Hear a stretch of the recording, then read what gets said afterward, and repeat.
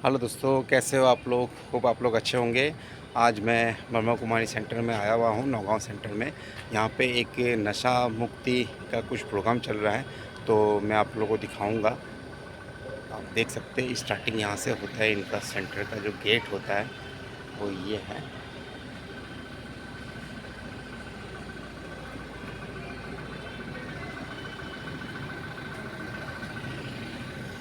मैं बैक कर लेता हूँ।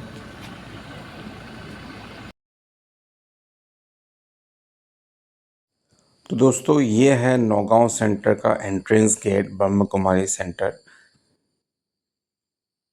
ये लेफ़्ट साइड में 2-4 गाड़ियों की पार्किंग भी है।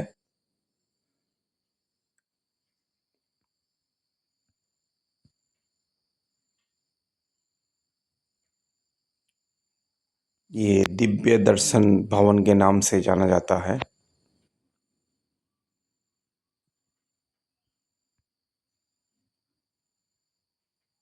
तो चलिए अंदर चलते हैं। बट चलने से पहले थोड़ा बाहर का नज़ारा आप लोग को मैं दिखा देता हूँ। ये जो आप देख रहे हो, 2 डोर जो है, ये मेंस और फीमेल के सुविधाएं हैं।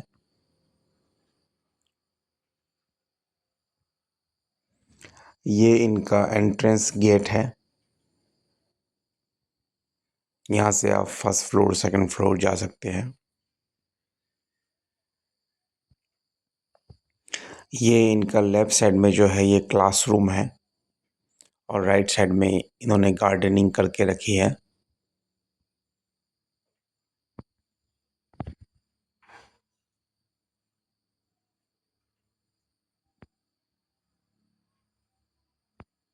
यहाँ के जो डोर है लगभग मधुबन जैसे बनाए गए हैं।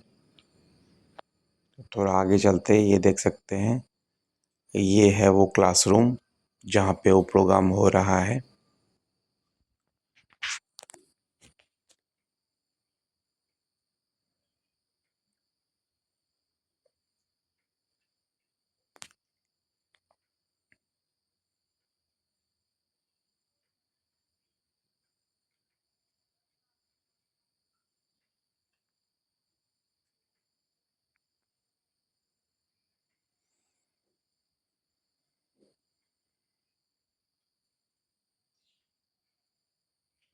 ये गार्डन और वेजिटेबल प्लांट्स यहाँ पे रहने वाले भाई बहनों ने बनाया है।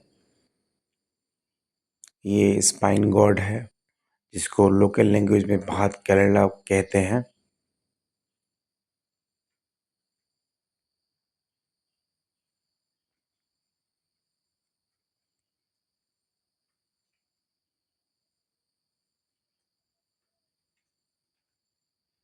ये ब्रिंजल प्लांट है, देख सकते हैं, बहुत ही सुंदर लगता है देखने में।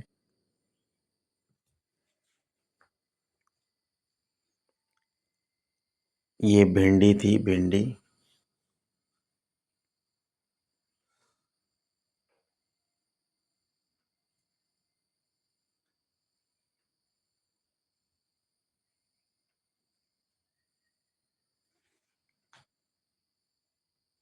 ये क्लासरूम से निकलने के बाद हाथ धोने का है।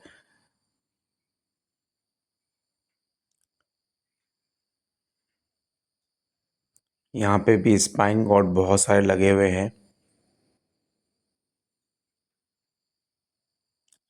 ये हाथ धोने का बनाया गया है। ये नया ही बनाया गया है, देखने में लगता है।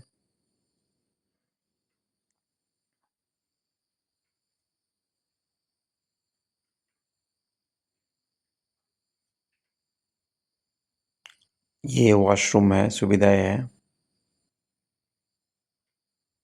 अभी ओपनिंग हुई नहीं है इनकी। ये ओल्ड हाथ धोने का जगह है, पुराना, पहले का। ये वॉश बेसिन भी है। यहाँ से एंट्री है बैक डोर से। तो दोस्तों, लगता है प्रोग्राम स्टार्ट हो गया है, तो मैं आपको अंदर ले चलता हूँ। वहाँ पे मैं साइलेंट रहूँगा। ये बैक डोर से जो अंदर घुसेंगे तो आपको एक बाबा का रूम दिखेगा।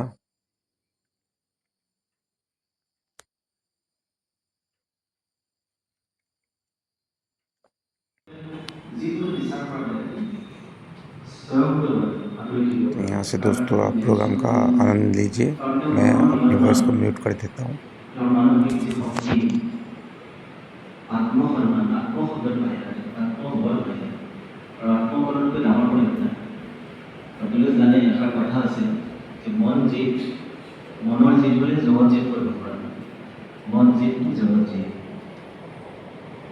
আৰু লগতে নিশ্চয় কাৰণে আজি এই মাহটো আমি আগষ্ট মাহটোৰ কাৰণে লৈছোঁ বিশেষকৈ আগষ্ট মাহৰ যি বিশেষতা আগষ্ট মাহতে স্বাধীন আছিল ভাৰতবৰ্ষ 15 আগষ্ট দিন 12 আগষ্টৰ দিনটো আন্তৰ্জাতিক যুৱ দিৱস আৰু ভাৰতবৰ্ষ বিশেষকৈ এখন যুৱ প্ৰধান দেশ জানে চাগে যে ভাৰতৰ মুঠ জনসংখ্যাৰ 65% 35 বছৰ বাবে কম গতিকে মুঠ জনসংখ্যাৰ 65% যি যুৱ শক্তি আছে এই যুৱ শক্তি যদি প্ৰতিজন যুৱক যি নিচামুক্ত হৈ থাকে তেতিয়াহ'লে পৰিয়ালটো মজবুত হ'ব শক্তিশালী হ'ব ই আকৌ সমাজখন শক্তিশালী হ'ব আৰু ৰাষ্ট্ৰকো যি বিশ্বগুৰু যিটো সপোন আছে সেই সপোনটো আমি ব্ৰহ্মকুমাৰীৰ যি মিছন আছিলে আমাৰ হাতত যিটো মিছন আছে সেই মিছনটো ছাকচেছফুল হ'ব কাৰণ আমাৰ মিছনটো আছিলে 2034 চনৰ ভিতৰত ভাৰতক স্বনিৰ্ভৰ কৰিব সকলোৱে এজনৰ পৰা বিস্তাৰিত হৈ গোটেই ভাৰতবৰ্ষৰ যিমান নাগৰিক আছে সকলোৱে যাতে অনুপ্ৰাণিত হয় আৰু নিচামুক্তিৰ ক্ষেত্ৰত সকলোৱে নিচামুক্ত নগাঁও।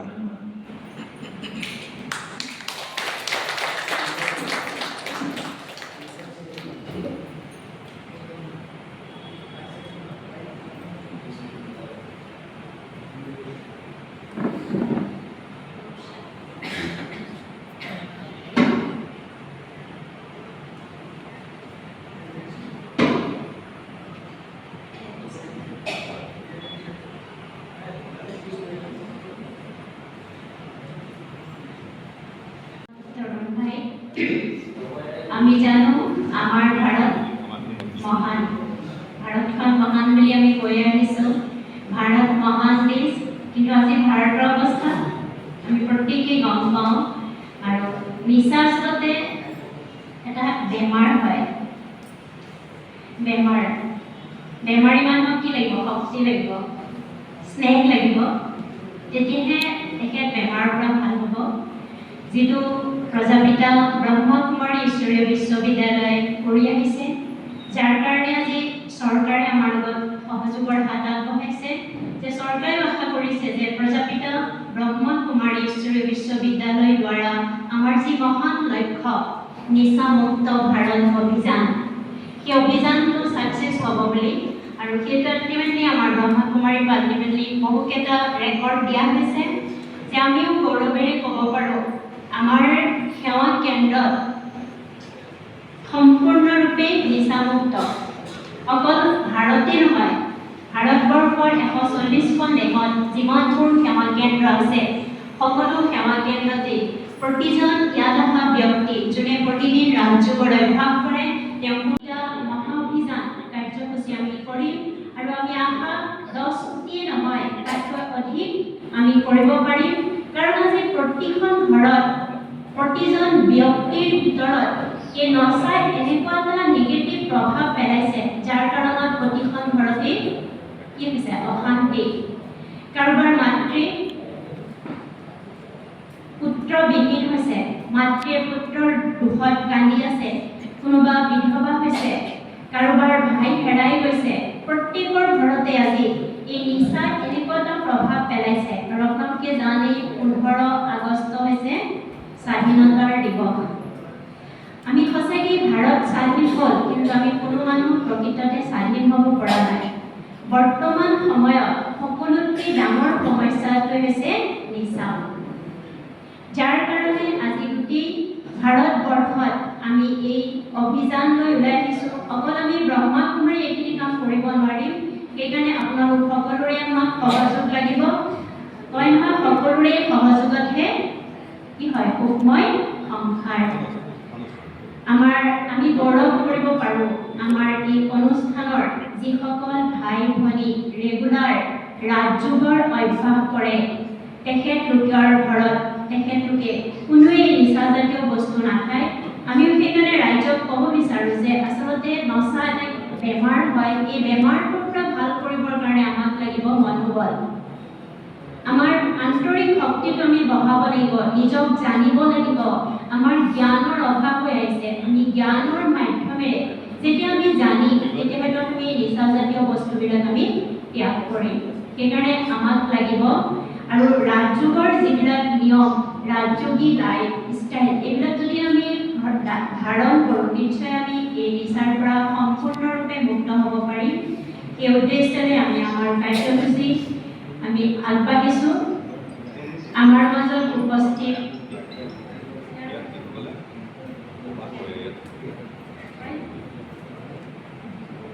ওম শান্তি। আমাৰ ভাৰতীয় সংস্কৃতিৰ মতে যে আমি যিকোনো শুভ কাৰ্য আৰম্ভণি কৰাৰ আগতে আমি বন্তি প্ৰজ্বলন কৰোঁ। আমি নগাঁও ডিষ্ট্ৰিক্টত 6 তাৰিখৰ পৰা যিটো প্ৰতিজ্ঞা মহা অভিযান কাৰ্যসূচী আমি সকলো ব্ৰহ্মাকুমাৰী সেৱা কেন্দ্ৰই চলাবলৈ আগবাঢ়িছোঁ আৰু এই কাৰ্যসূচীত আজিৰ উদ্বোধন কৰিবৰ কাৰণে আমি আমন্ত্ৰণ কৰা অতিথিসকলৰ মাধ্যমেৰে আমি আজি বন্তি প্ৰজ্বলন কৰিম। সকলোৱে ইয়াত সহযোগ দিব। ওম শান্তি।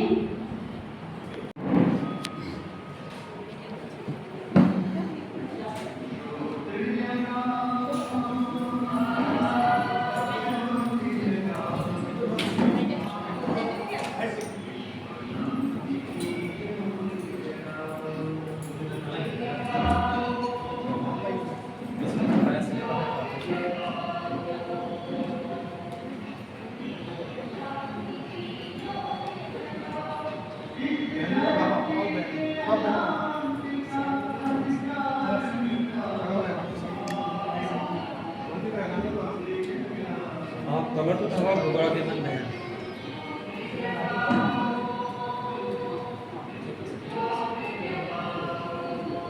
তলতো থাকক ফটোখন ভাল আহিব।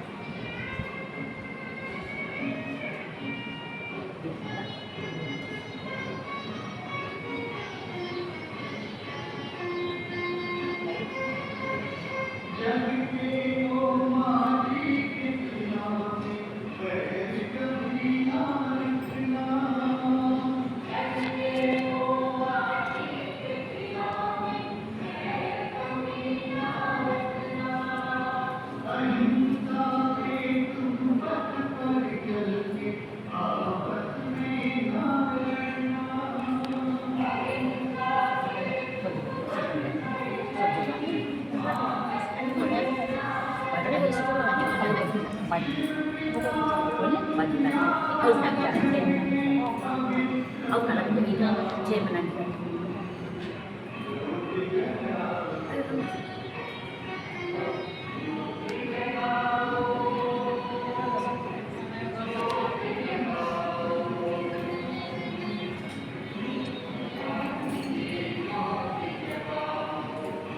ওম শান্তি। আমি সকলোৱে অকণমান সময় পিতা পৰমাত্মাৰ পবিত্ৰ স্মৃতি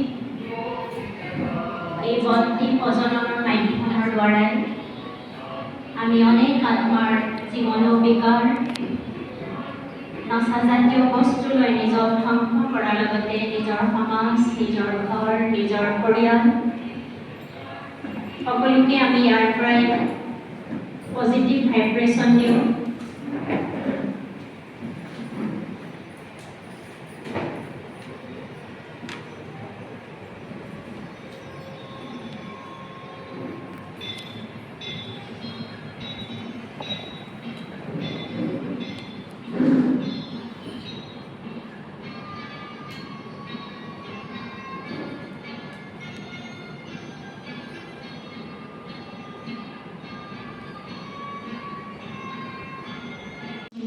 শংকৰদেৱ বিশ্ববিদ্যালয় নগাঁও।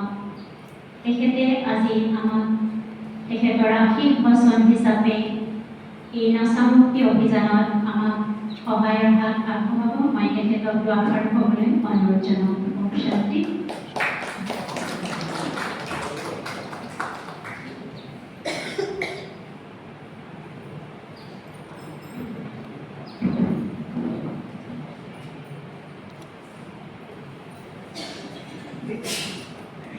পৰম শ্ৰদ্ধাৰ আজিৰ এই অতি তাৎপৰ্যপূৰ্ণ আৰু গুৰুত্বপূৰ্ণ নিচামুক্তি অভিযানৰ উদ্বোধনী অনুষ্ঠানৰ সভানেত্ৰী সিষ্টাৰ সৰিতা মেডাম, জিলা এলিমেণ্টাৰী এডুকেশ্যনৰ প্ৰতিনিধি ইছলাম মহোদয়, ৱাৰ্ড কমিশ্যনাৰ বাইদেউ, আমাৰ প্ৰেক্ষাগৃহত সমবেত হোৱা আই মাতৃ সকল, এই অনুষ্ঠানৰ লগত জড়িত বিষয়ববীয়াসকল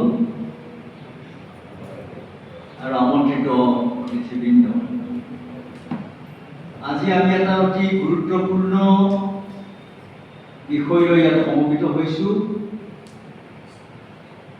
এই বিষয়টোৰ গুৰুত্ব কিমান সেই বিষয়ে আমাৰ ইয়াৰ আগৰ দুগৰাকী বক্তাই দাঙি ধৰিছে। এতিয়া কথা হ'ল যে গোটেই ভাৰতবৰ্ষত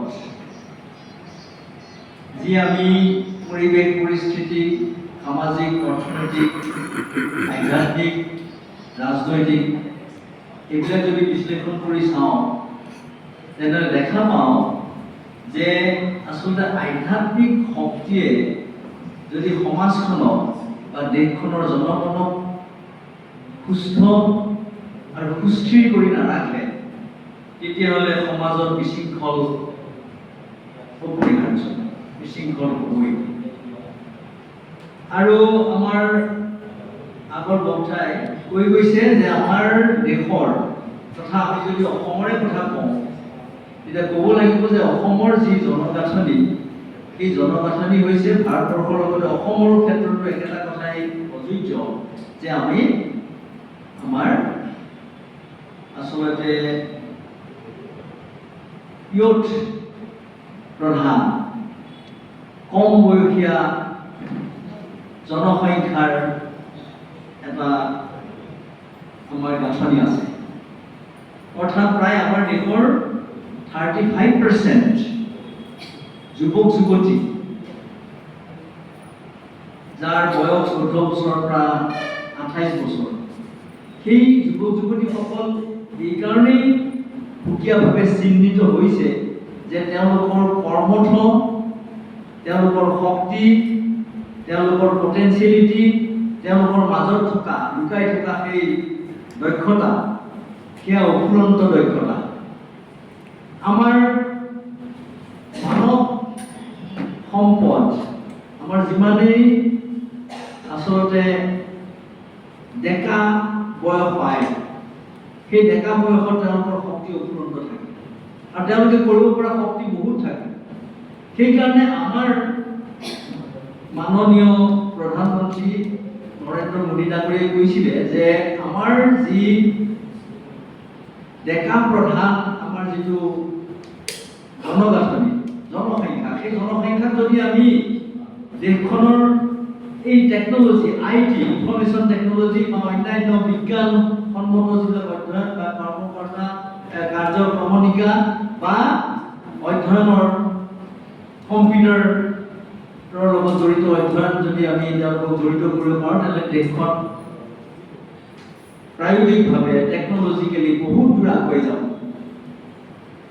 আৰু তাৰ বিপৰীতে যদি সেই জনসংখ্যাৰ সেই শক্তিসম্পন্ন সেই ডেকা যুৱক যুৱতীসকলক যদি আমি ভাল কামত নিয়োগ কৰিব নোৱাৰোঁ, তেওঁলোক যদি বিপদগামী হয়, বিপথে পৰিচালিত হয়, তেতিয়া দেশখনৰ মংগল কামনা কৰিব নোৱাৰি। আৰু সেই সুবাদতেই আমাৰ দেশৰ প্ৰধানমন্ত্ৰী তথা বৰ্তমানৰ চৰকাৰে এটা আঁচনি লৈছে যে নিচামুক্ত ভাৰত অভিযান।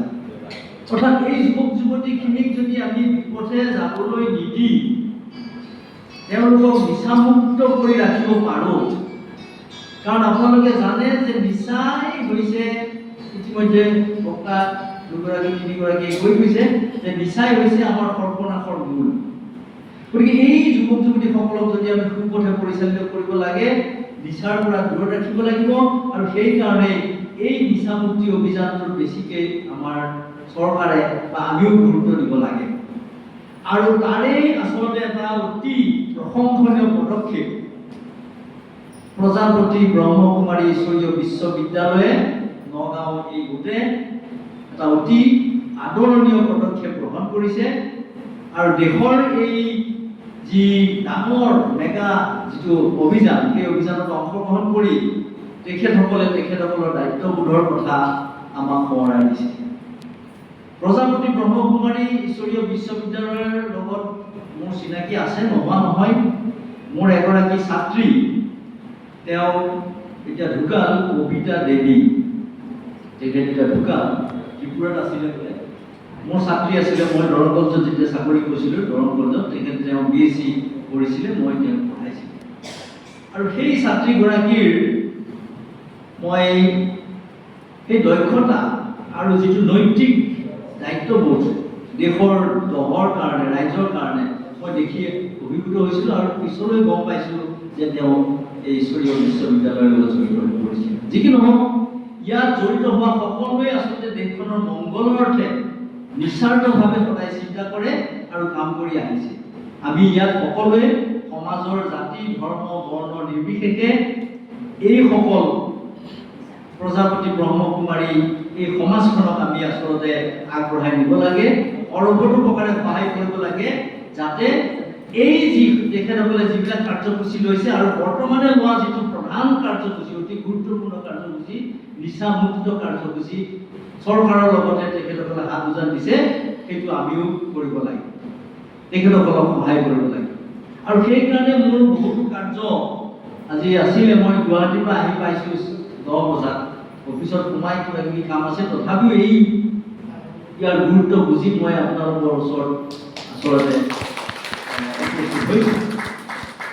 যি কি নহওক, আপোনালোকে জানে যে নিচাই কি কৰে, নিচা সুৰা এইবিলাকৰ প্ৰতি আচলতে শংকৰদেৱ গুৰুজনাই আজিৰ পৰা 570 বছৰ আগতে বহু কীৰ্তন ঘোষাত বহুত কথা লিখি থৈ গৈছে, বহুত কথা লিখি থৈছে যে সুৰা বৰ্জন কৰিব লাগে। সুৰাই এটা পৰিয়াল নষ্ট কৰে, সুৰাই হিতাহী জ্ঞান হেৰুৱাই মানুহৰ মানে বিপদ আনে। গতিকে সেই সুৰাৰ প্ৰতি শংকৰদেৱ গুৰুজনে আজি 570 বছৰ আগতে কৈ থৈ গৈছে। ঠিক তেনেকৈ আমি সুৰা আৰু নিচাৰ প্ৰতি আমাৰ সমাজত আমি সদায় এইবিলাকৰ বিৰোধিতা কৰি আহিছোঁ। আৰু আপোনালোকে জানে যে সুৰা আৰু নিচাই সমাজখনক, অঞ্চলটোক, পৰিয়ালটোক আৰু নিজৰ জীৱনটো, যিজনে সুৰা আৰু নিচাত আসক্ত, তেওঁ নিজৰ জীৱনটো নষ্ট কৰে, পৰিয়ালটো নষ্ট হয়, সমাজখন নষ্ট হয়, বংশ পৰিয়ালৰ সুনাম বদনাম আহে, সমাজখনৰ অসুস্থ হয়, দেশখনৰ অমংগল হয়। গতিকে এই যিটো এজন সুৰাসক্ত মানুহৰ কাৰণে কেনেকুৱা ধৰণৰ আপোনালোকৰ চাওকচোন কিমান সম্পৰ্কিত কিছুমান বেয়া ঘটনা ঘটি থাকে। গতিকে সেইকাৰণে আমি আচলতে সেইবিলাক বাধা দিব লাগে।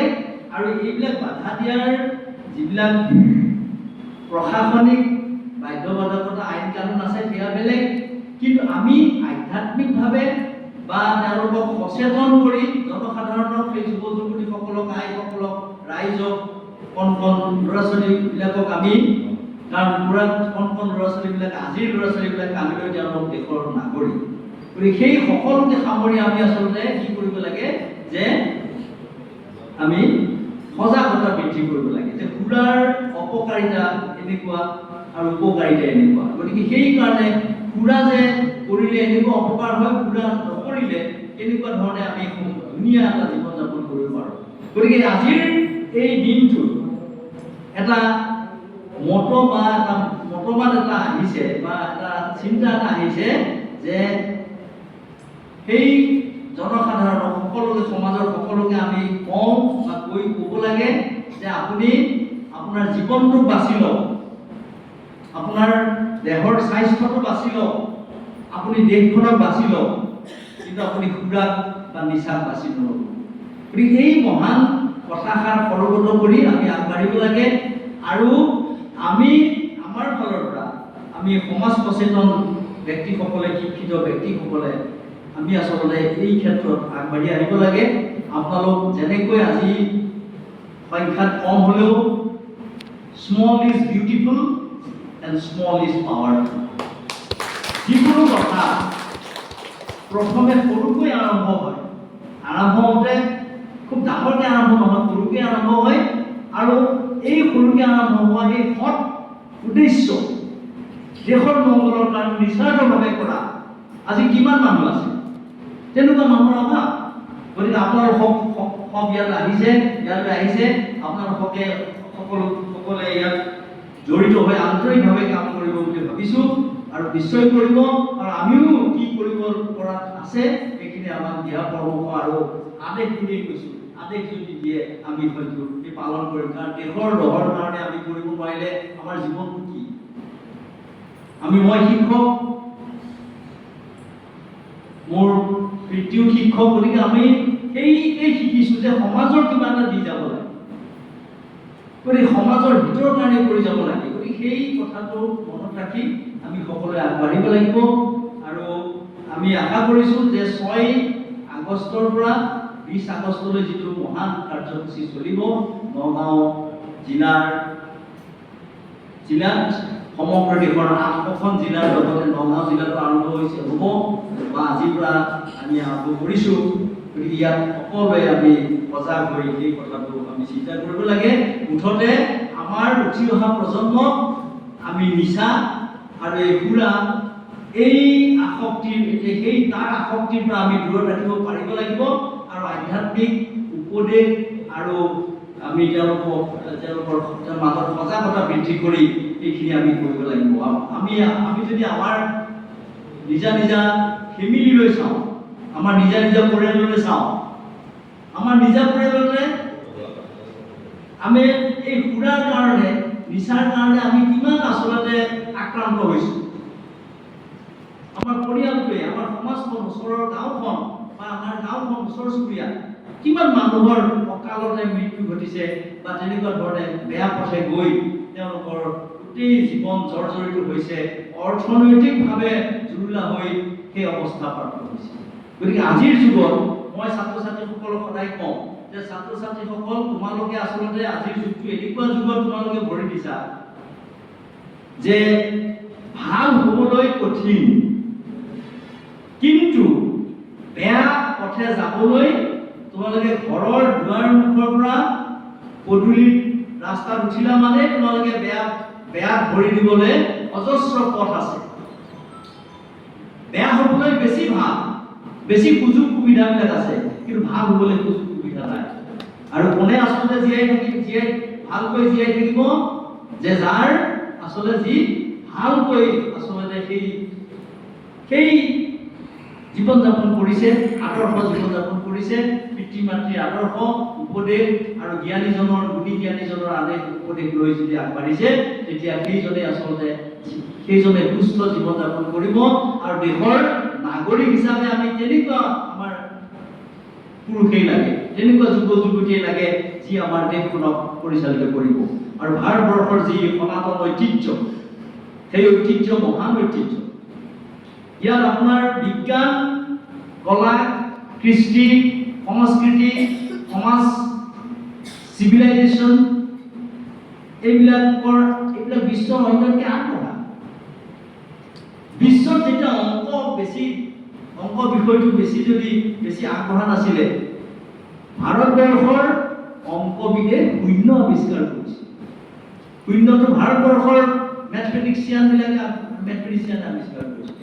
আৰু এই যে আমি 1 ৰ পৰা 1ৰ পৰা আমি যিটো দশমিক পদ্ধতি সংখ্যা গণনা সেই দশমিক পদ্ধতি আমেৰিকাৰ বিজ্ঞানী এই অংকবিদসকলে মানে একমুখে স্বীকাৰ কৰিছে যে ভাৰতবৰ্ষৰ সেই অংকবিদসকলে সেই সময়ত এই দশমিকৰ চিষ্টেমটো ডেচিমেল চিষ্টেম দশমিক যিটো নম্বৰৰ চিষ্টেম সেইটো উদ্ভাৱন কৰি গোটেই বিশ্বৰ গণিত বহুত দূৰ আগুৱাই লৈ গ'ল।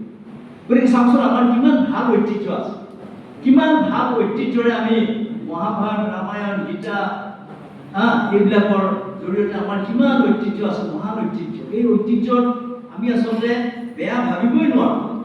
শংকৰদেৱে কৈছে যে পুণ্য ভাৰত ভূমি, পুণ্য ভাৰত ভূমি বুলি তেখেতৰ কীৰ্তন ঘোষা আৰু তেখেতে ভাগৱততো তেখেতে বহুবাৰ প্ৰায় 57 বাৰ মান তেখেতে উল্লেখ কৰিছে পুণ্য ভূমি ভাৰত। তাৰমানে এনেকুৱা কৈছে যে হেৰা মানৱ, তুমি ভাৰতৰ দৰে পুণ্য ভূমিত জন্ম লাভ কৰি তুমি ধন্য হৈছা আৰু তুমি সেইকাৰণে বেয়া কাম কৰিবই নোৱাৰা তুমি, কাৰণ তোমাৰ ঐতিহ্যটোই ভাল। গতিকে আমি সকলোৱে সেই পুণ্যভূমি ভাৰতত জন্ম লোৱা আমি সকলোৱে আচলতে এই কথাটো চিন্তা কৰিব লাগে যে পুণ্য ভাৰতভূমি শংকৰদেৱে কৈ যোৱা সেই ভাৰতভূমিত আমি জন্ম লাভ কৰি আমি সৎ জীৱন যাপন কৰিব লাগে, তেহে আমি প্ৰতিষ্ঠিত এটা চিনাকি দিব পৰা আমি ভাৰতীয় জাতি বা আমি অসমৰ হ'লে অসমীয়া জাতি হিচাপে আমি পৰিচয় দিব পাৰিম। আৰু সেয়াই হ'ব আমাৰ আজিৰ আচলতে কৰণীয়। বৰ্তমান যে পৰিস্থিতি আহিছে আপোনালোকে জানে অতি জটিল পৰিস্থিতি সকলোৰে কাৰণে, বিশেষকৈ যুৱক যুৱতী সকলৰ কাৰণে অতি জটিল পৰিস্থিতি। আমি কেনেকৈ আমাৰ ল'ৰা ছোৱালীক ভালকৈ ৰাখোঁ সেইটোৱে চিন্তা। গতিকে আপোনালোকে যি পথেৰে আগুৱাইছে, চৰকাৰে যি পথেৰে বিভিন্ন পথ আছে, তথাপিও আধ্যাত্মিকভাৱে আৰু এৱাৰনেছ বা এই জনজাগৰণ কৰি পেলাই যিটো সুৰা নিচামুক্ত বা সুৰামুক্ত এটা পৰিৱেশ সমাজত সৃষ্টি কৰিবলৈ আগবাঢ়িছে, সেইটো এটা অতি আদৰণীয় পদক্ষেপ। আপোনালোকে আগবাঢ়ি গৈছে, মই আপোনালোকক শত সহস্ৰ প্ৰণাম জনাইছোঁ। আৰু এইখিনিকে কৈ আমাৰ এই উদ্দেশ্য, মহান উদ্দেশ্য, আমাৰ যিটো মিছন আৰু যিটো ভিছন, সেইটো যাতে কাৰ্যকৰী হয়, সফল হয়, তাৰেই মই ভগৱানৰ ওচৰত প্ৰাৰ্থনা জনাই মোৰ বক্তব্য সামৰি মাৰিছোঁ। মৃত সম্বন্ধীয়সকল আৰু সমাজক নিচামুক্ত জীৱন যাপনৰ বাবে প্ৰেৰণা যোগাম। মই নিজৰ সময়, শক্তি, ক্ষমতা আৰু সাধনাৰ সুপ্ৰয়োগ কৰিম। মই নিচামুক্ত, সুস্থ আৰু বিকশিত ভাৰত নিৰ্মাণৰ ক্ষেত্ৰত নিজৰ ইতিবাচক সহযোগিতা আগবঢ়াম। আমাৰ ভাৰত নিচামুক্ত ভাৰত, আমাৰ ভাৰত নিচামুক্ত ভাৰত। জয় হিন্দ। আজি বিশেষ দিন, এই বিশেষ দিনত আমি সকলোৱে শুভ সংকল্প আৰু যি প্ৰতিজ্ঞা লোৱা হ'ল তাৰ লগতে আমি অকণমান মেডিটেশ্যনৰ অভ্যাস কৰিম। নিজৰ নিজৰ স্থানতে বহি মেৰুদণ্ড চিধা কৰি বহিব। মই কিছু শব্দ কম, অনুভৱ কৰিলে হ'ব।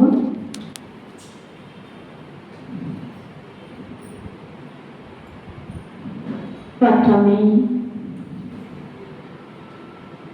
নিজৰ মন বুদ্ধিৰ এই বাহিৰৰ জগতৰ পৰা আঁতৰাই একাগ্ৰ কৰি অলপ সময়ৰ বাবে অনুভৱ কৰক। আমি প্ৰত্যেকেই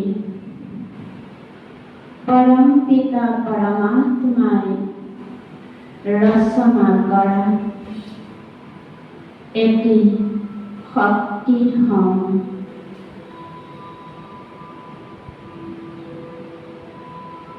এই শৰীৰটো স্বয়ং পৰম পিতা পৰমাত্মাই বহুত সুন্দৰভাৱে ৰচনা কৰিছে। এই শৰীৰটোৰ এটা এটা অংগৰ পৰম পিতা পৰমাত্মাই আমাক উপহাৰ বৰদান হিচাপে দিছে। এই শৰীৰটো যিদিনাখন পৰম পিতা পৰমাত্মাই আমাক উপহাৰ দিছিল, কিমান সুন্দৰ আছিল। নিচাৰ পৰা মুক্ত হৈ আছিল আৰু এই শৰীৰটো এতিয়াও আমি সকলোৱে শুভ সংকল্প লম। এই শৰীৰটো নিচাৰ পৰা মুক্ত হৈ থাকিবৰ বাবে, সকলো বেমাৰৰ পৰা মুক্ত হৈ থাকিবৰ বাবে এই শুভক্ষণত, এই মুহূৰ্তত আমি দৃঢ় সংকল্প কৰোঁ। আমি প্ৰত্যেকে বহুত বহুত ভাগ্যশালী হ'ম। সেয়েহে আমি এই নিজৰ শৰীৰটোৰ লগতে নিজৰ ঘৰখন, গাঁওখন, গোটেই দেশখনৰ প্ৰতি আমি শুভৰ ভাইব্ৰেশ্যন দি যাম। সকলো নিচাৰ পৰা মুক্ত, সকলো বেমাৰ দুখ অশান্তিৰ পৰা মুক্ত হৈ থাকিম। লগতে নিজৰ শৰীৰটোৰ প্ৰতি আমি যত্ন লৈ যাম। এই শৰীৰটোৰ সদায় সুস্থ কৰি ৰাখি যাম। বেমাৰৰ পৰা মুক্ত কৰি যাম। নিচাৰ পৰা মুক্ত হৈ থাকিম আৰু ডেইলি ব্যায়ামৰ অভ্যাস কৰি যাম। ওম শান্তি, ওম শান্তি, ওম শান্তি।